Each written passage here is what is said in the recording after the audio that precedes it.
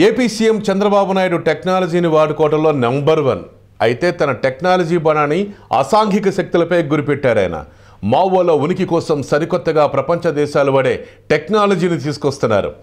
యావత్ ఆంధ్రప్రదేశ్ మొత్తం జల్లెడ పట్టనున్నారు. ముఖ్యంగా ఏఓబి ప్రాంతమైన ఆంధ్ర ఒరిస్సా బార్డరే లక్ష్యంగా ఓ టెక్నాలజీని వాడబోతున్నారాయన. ఏంటి ఆ నిఘా?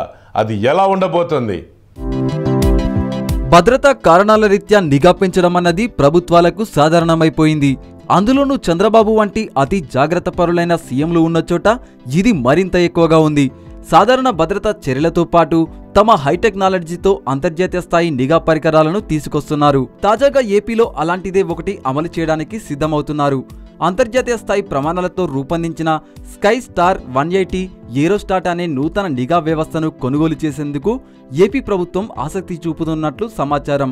దీని ప్రత్యేకతలు చూస్తే ఒకేసారి 1000 అడుగుల ప్రాంతాన్ని 360 డిగ్రీల కోణంలో ఇన్ఫ్రారెడ్ కిరణాలు, సెన్సార్ల సహాయంతో కెమెరాలో బంధించగలగడం ఈ వ్యవస్థ ప్రత్యేకత.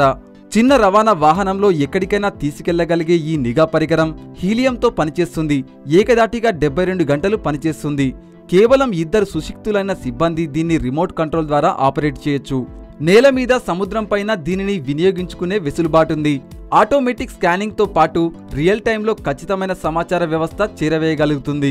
ఆంధ్ర ఒడిషా బోర్డర్ ఏఓబి సహా రాష్ట్రంలోని వివిధ మావో ప్రభావిత ప్రాంతాల్లో ఈ నిఘా వ్యవస్థను ఉపయోగించే అవకాశం ఉందంటున్నారు.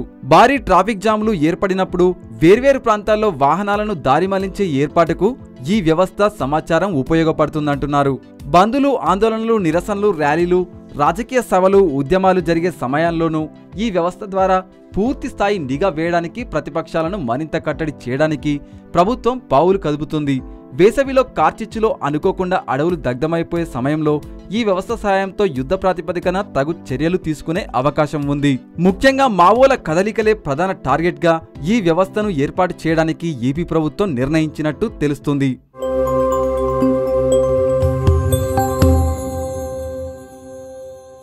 హాయ్ యోయో వ్యూవర్స్, సబ్స్క్రైబ్ చేసేటప్పుడు అక్కడ ఉండే గంట సింబల్ను ప్రెస్ చేయడం మర్చిపోవద్దు.